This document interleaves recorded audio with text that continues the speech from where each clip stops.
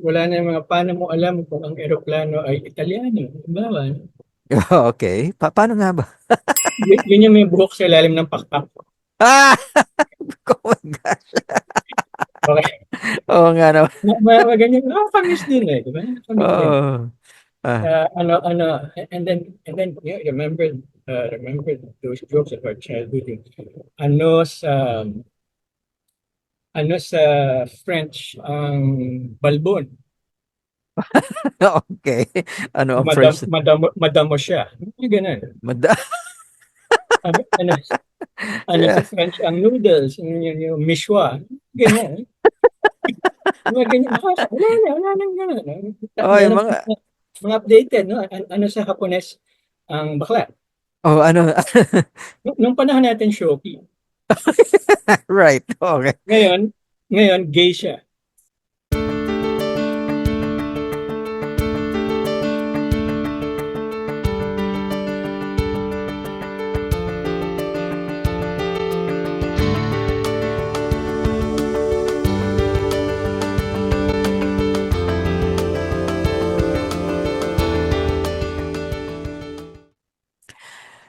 Magandang araw sa inyong lahat. Nandito naman po tayo uli sa 4H. Ako po ay ang inyong abang lingkod, si Dino Santos, ang host ng 4H. Yung 4H, maalala natin, ay tungkol sa happiness, health, hope, at humor. Ngayong gabi, ang panauhin naman natin ay walang iba kundi si Jet Gonzalez na pag-uusapan naman niya ang tinatawag na laugh and live. Kung paano ba natin tawanan na lang mga problema natin sa buhay para tayo ay hindi masyadong masyadong seryoso at kung sakali mas humaba ang ating buhay. So, bigyan natin ng salubungin natin ng palakpak si Jet. Jet, welcome. Ah, welcome to the Maraming show. salamat, Dino. Magandang araw. Thank you for having me. One of Wala these days, naman. sasabihin ko sa nanay ko, Mama, thank you for having me. O, kita nyo naman, nagsisimula pa lang tayo, pinatatawa niya na ako.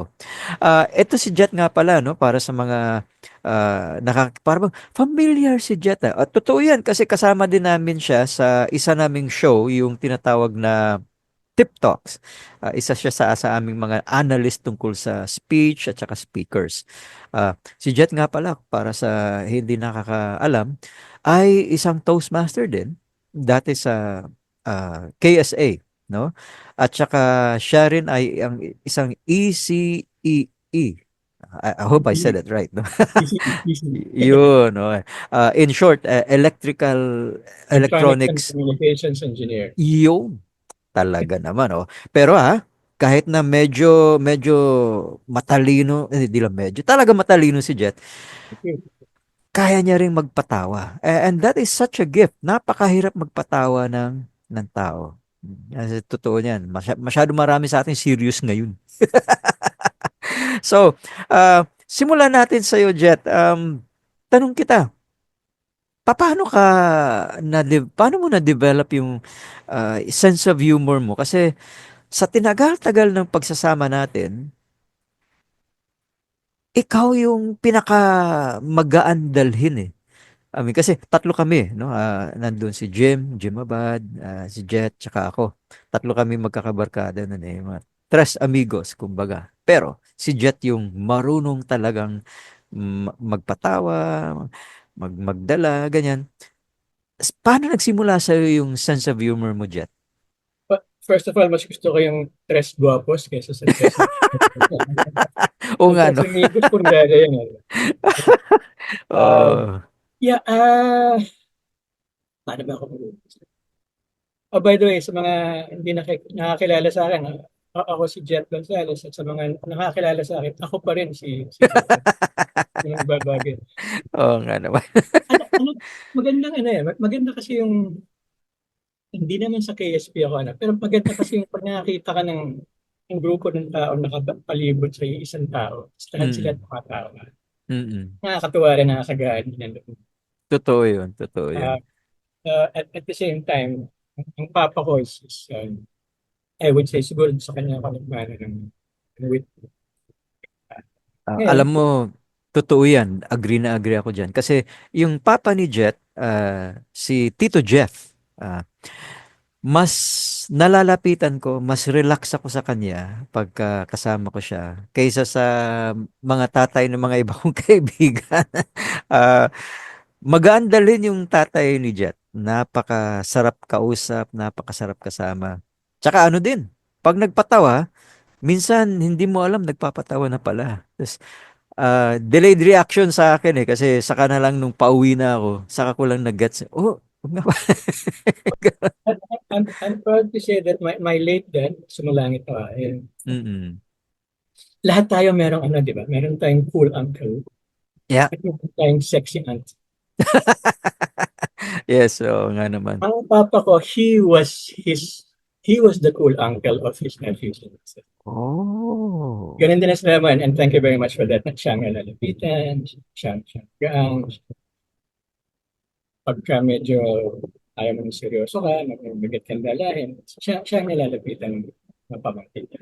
Mm. So, Malala ko nga yung time na kakatapos lang nung wedding reception ko tapos natuklasan namin ni Elaine na nako, iba ata yung napag-usapan namin doon sa comedy bar kung magkano yung sisingil nila tapos ano yung ibibigay nila. Siya yung isa sa mga kaagad tumulong sa akin. At napakaganda nung nung style niya kasi seryoso siya, no? Pero hindi yung agresibo. Kaya tuloy na-reimburse kami doon sa pagkukulang na nangyari doon sa bar na yon. So, isa yun sa pinakamalakas na alaala ko sa kanya. Mm. Second question, Jet. Pag sa'yo, ano yung mga influences mo sa humor mo? Kasi ako, for example, mas gusto ko yung mga yung mga karaniwang jokes na may kwento. Alam mo yun yung may Amerikano, may Pinoy, may Hapon, ganun. Ganun mga klaseng mga jokes na type ko eh. ako rin, Okay. nakakamiss nga, nakakamiss nga. Eh, Mm. ako kasi, maswerte naman ako, mapalad ako na lumaki ako sa bahay na maraming libro. Mm. Mahilig ako Yes, kung yes. basa. Hindi masyado din sa fiction. Not so much in the fiction. More non-fiction. Tapos Mm. ako yung pagka break time sa eskwela, no, recess sa class, nasa library ako. Wala pang Yes. cellphone ang ngayon. Cellphone ka lang kahit sa classroom ka. Dami makikita kahit doon. Kasi bigla ka lang Mm. tatawag. Pero nung panahon natin, wala pang Mm. ganun. So, yun, I guess. Yun, so, naging wide reader ako. Mm. Palagay ko yun ang ano na, matitrace natin ng dahilan kung paano. Mm. And my interests broaden mostly non-fiction. I Totoo have yun. also been a TV buff all my life. Mm. Uh, Naging movie buff din ako. Movie buff din ako. Mm. I've been called the classics man for my Yes. Uh, um, classical movies, classical mm. taste in cars. Yes, yes, yes. Pagkay ko, music, nandiyan ang big band era. Mm. I'm a rock and roller myself, Beatles. You? So, Oo. yung panahong medyo irreverent ng humor. Oo, para sa Yeah, akin, yeah. yung dekada 60, hindi na dapat natapos yun. Sana nga. Oo. Kasi pumasok tayo sa era ng tinatawag na politically correct. So ngayon, medyo maingat na tayo lahat din. Mahirap na magpatawa ngayon kasi siguradong may ma-offend. Oh, Tapos wala na yung mga, mako-call out ka. Oo. wala na yung mga, paano mo alam kung ang eroplano ay Italiano? Diba? Okay. Paano nga ba? Yun yung may buhok sa ilalim ng pakpak. Ah! Oh my gosh. Okay. Oo nga naman. Ganyan, nakakamiss din eh. Diba? Nakakamiss din. Oo. Ah. And then, yeah, remember those jokes of our childhood. Ano sa, ano sa French ang balbon? Okay. Ano ang French? Madamo siya. Yung ganun. Mada. Ano, ano sa Yeah. French ang noodles? Yung mishwa. Ganyan. Mga ganyan. Wala nang ganun. Oy, Meron mga mga updated, no? Ano sa Hapones ang bakla? Oh, ano? Nung panahon natin, Shoki. Right. Okay. Ngayon, ngayon, gay siya. Oh. Although, alam mo kung, Na-update niya. oo. Because there's certain terms, obviously, they fall out of favor. Shoki Yeah. became Bading eventually. Yeah, Oh, no offense to the. oo, medyo luma pa nga yan kasi pag pumupunta ako sa Malate, sa mga comedy bar, in-update ba naman yung vocabulary ko kasi sabi nila, hindi na kami gumagamit ng bading. Luma na yun. Naging girl lalo, naging girlash, naging Becky, Becky, yeah. mga ganyan. So, sabi niya, wag ka na lang magsalita kasi binubuking mo yung edad mo. Pag, I know what you pagka, mean. yun, yung ginagamit mo pa rin yan. Ayan, mga Becky, ganun din, masasaya sila. They make Hmm. fun of themselves. What do you call that? Deprecating. Self-effacement. Oo, totoo The, yun. so, and I like malapropisms also. Instead of saying self-deprecating, I might say Mm. self-depreciating or self-defecating. Malapropisms na ganyan. Yeah, And and you cannot prove that that is only circumcisional evidence. Yung mga ganyan. Yan yung gusto kong mga joke. uh, And uh, we must obey the constipation and bylaws of the mga ganyan. Mga ganyan. Yeah, exactly. Okay. I don't know if this actually happened. In a beauty contest daw, Mm. the host asked the contestant, "What is your favorite feature?" Okay. Favorite feature is my graduation feature. It's it's Pababa. my Okay. favorite feature is my graduation feature. Okay. Ito yung isang rule ng mga ano comedians eh. Never explain your joke. Exactly. Yeah. And don't apologize. Oo, so kung hindi nakuha nung nakinig, Sorry ka hayaan na mo. lang. Magigising yun alas 3 ng madaling araw. Sa kanya lang Sorry. nakuha. Nasa sa kanila. Uh, Um, I like watching. Oh, sorry, please go ahead. yeah. So in other words, mga one-liners, type mo rin sila, tapos yung malapromisms, yung bang the wrong word that sounds like the word you should actually use. Tapos siguro yung mga story of threes, and then others would be the twist, yung bang biglang lumiko. Like you'll say, where there's a will, and then most people would say, there's a way. Then you'd go, hindi, where there's a will, there is water. Di kay kahibaluan na, Bisaya ba? Water man good nasa will. Pwede. O yun, yung mga ganun, no? So, um, for you, how crucial is yung punchline? I mean, like, is there some secret to making people laugh? Kasi alam ko, marami mga joke na nagfa-flat, no? Bagsak kasi Ay, you don't make it hindi, every time. You do not make it every time. Yeah. Yeah. kung Well, pangit. yeah, the worst guy in the group is the one who delivers your punchline. Ito ang sticker. Ito, Ah, magjojo ka yeah. tapos, ito ka, no? Build up mo, may segue ka na, no? Tapos lang, build up. So it's very important. The timing is so important. Nabanggit mo yung where there's a will, when there, of course, comes from the saying when there's a will, there's a way. Mm-mm. So, paano anong Tagalog na, no? Kung may gulong, may daan, di ba? Mm-mm. There's a will, there's a way. Proficiency, yes, that's another thing. Whenever I hear jokes, I don't know if it's talent or I have an knack for it. I try to remember them so that I can tell them again. Totoo. Uh, Somebody na I admired, really made it a habit of collecting jokes about the English language. Share ko sa'yo, no? Like, si Amante Galang kasi nung buhay siya, chemical engineer din pala siya, by the way, no? kilala ko siya. Oh, you know Amante. Okay, fantastic. Yeah, So, yeah. nung buhay pa si Amante kasi, he always cracked us up with his English language jokes. Like, sasabihin niya, for example, bakit? Pag nasa loob ng car, ang tawag shipment. Tapos sa oras na nilipat mo sa barko, yung ship, tinatawag na cargo. 'Di ba ang gulo ng English? Kasi dapat kung nasa car, Tama. cargo. 'Pag nasa ship, Tama. shipment. Ayan. Tapos sabi niya, may sense naman yung sinasabi niya, no? Yun lang nakakatawa kasi parang, oo nga, no? And then, he'd say something like, bakit sinasabi nilang history? Bakit? Sino ba yung mas makwento, mas madaldal sa ating mga lalaki, mga babae? Siyempre, mga babae. Dapat her story. Sila yung mahilig magkwento eh. Tayo yung mahilig makinig. Tapos, bakit hysterectomy? Di naman ginagawa sa atin yun, sa babae lang ginagawa yun eh. Correct. Correct. So, Huwag dapat ko na her sila. hysterectomy. Ganyan. So, I miss him terribly because he was the reason why sometimes I would look forward to a meeting no matter na ma-traffic or what, para lang I could spend the evening laughing at all of his jokes. And the best part was, totally unplanned. Yung like, basta makainom na siya ng 3 beer niya, ano na yun, bumigay na yun. Talagang, ayun na, mabilis na siya Tuloy-tuloy na. no, bilis siya mag-pick up eh.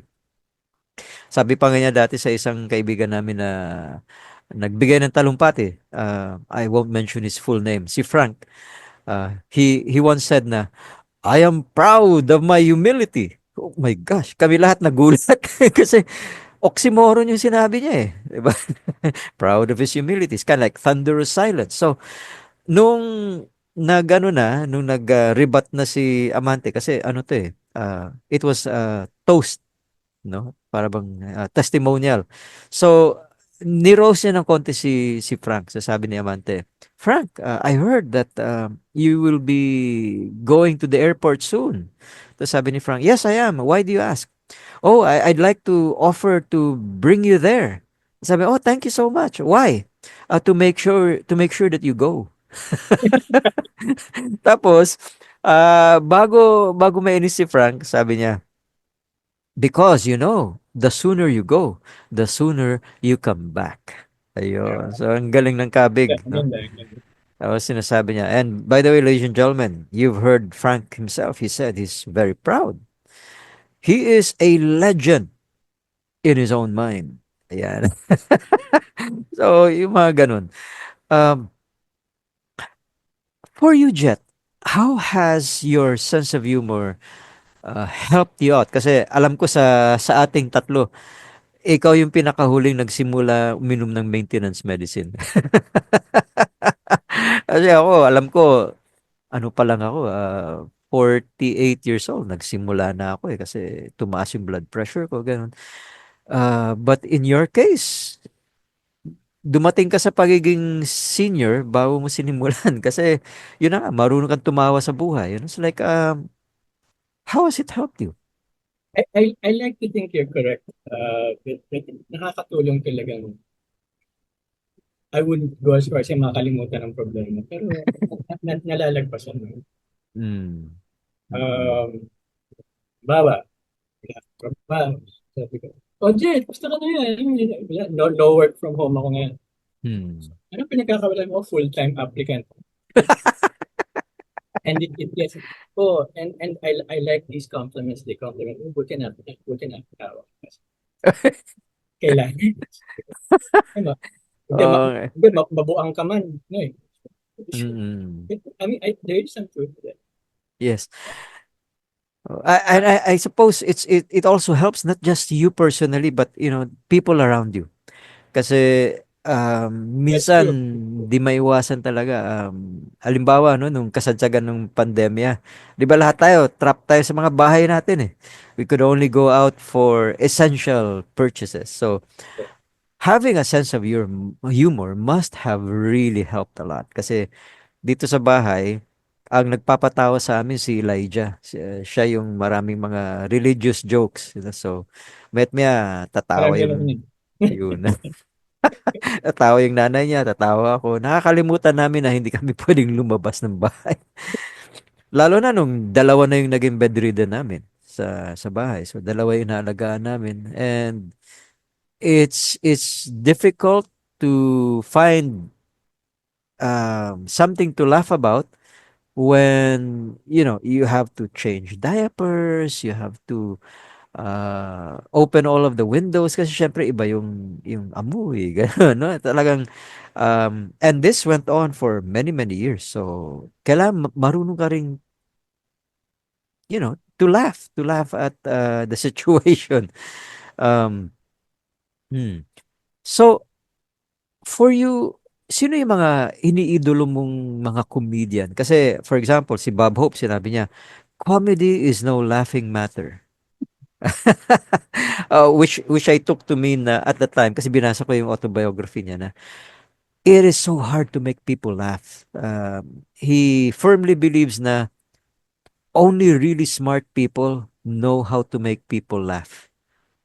You know? I like to think that lahat ng magagaling na komiko matatalino yan. It's just Hmm. stand up. There's the late Robin Williams, Billy Yeah. Crystal, Oh my gosh. Oh, yes, absolutely. movie Sobra. makers like Mel Brooks. Oh, yun. Isa pa yun. Kahit dito local si Dolphy, Mm. mabilis, no? Mabilis siya sumagot. Oo. Alala ko yung tinanong siya, Dolphy, ba't hindi ka kumandidato bilang presidente? Tapos ang sagot niya, ano ka? Ayoko talaga kasi baka manalo ako. Alin yung mga puns like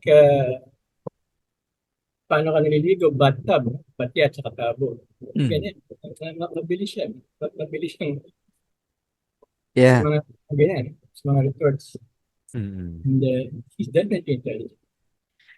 Definitely. Um, I Carol have a, Burnett is yeah, another. Carol Burnett. Oh my gosh. Yeah, yeah. At saka, of course, isa sa mga paborito ko si Lucille Ball. I Love Lucy kasi pinapanood ko yun nung kabataan ko.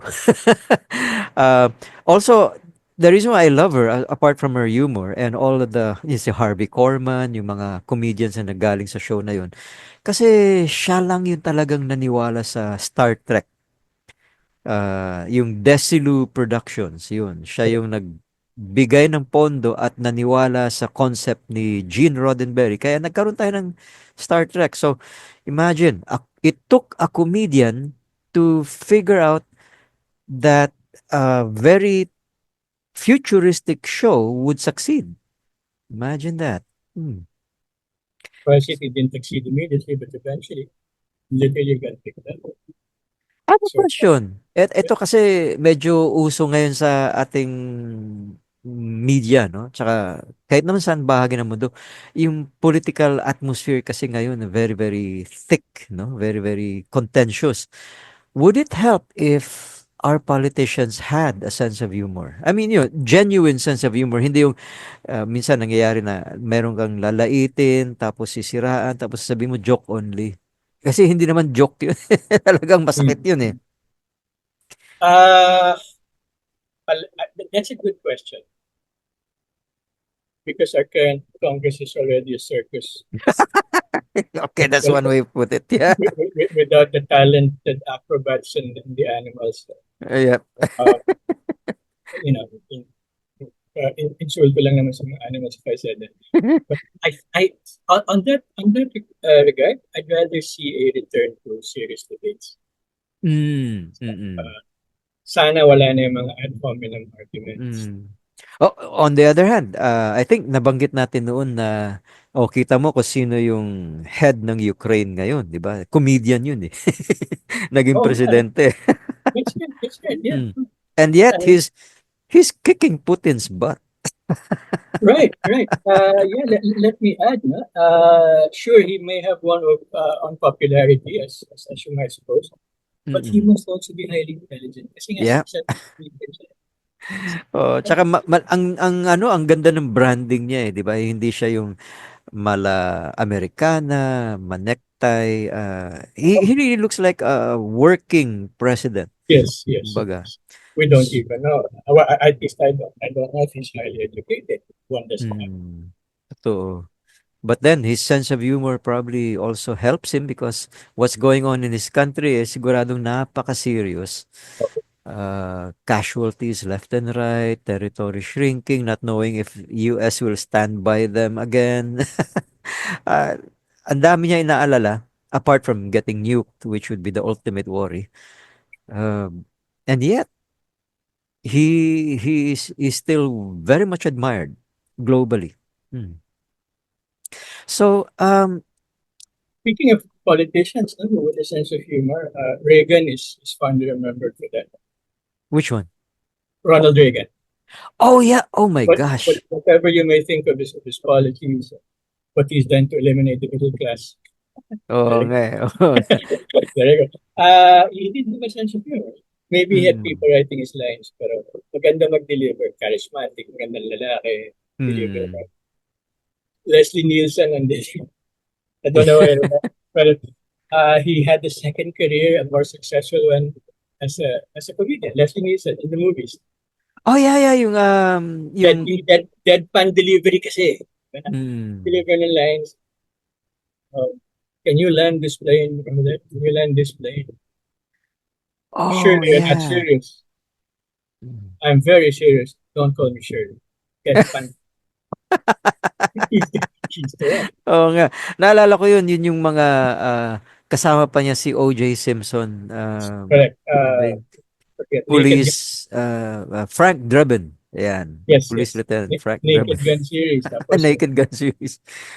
yung police captain was also a serious actor. Good one, si Mm. George Kennedy.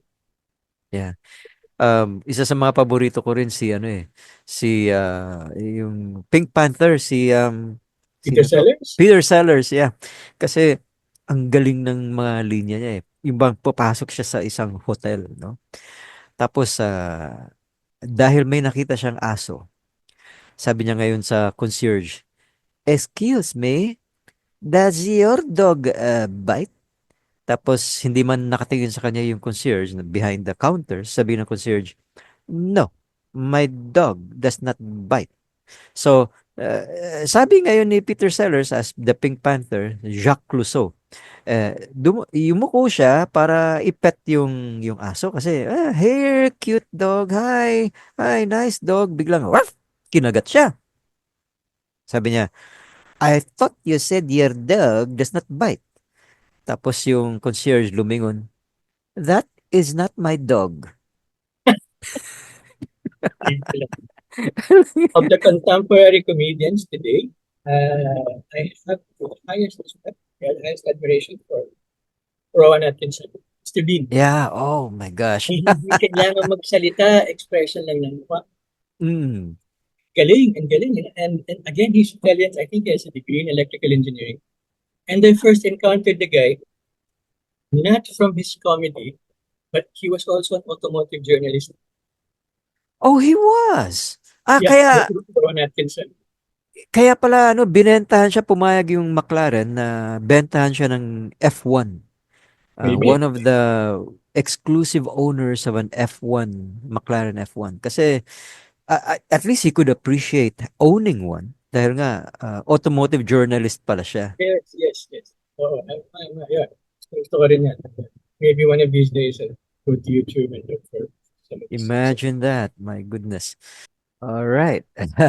Okay. So siguro we can start to wrap up the show by suggesting to sa ating mga panauhin kung ano yung mga shows or movies na dapat nasa kanilang watch list para talagang kunyari kung depressed sila or nalulungkot sila, maangat man lang yung kanilang kalungkutan. For you, what would be your like Well, puro English ang alam ko, but there's some great comedy films out there if you can get a hold of them.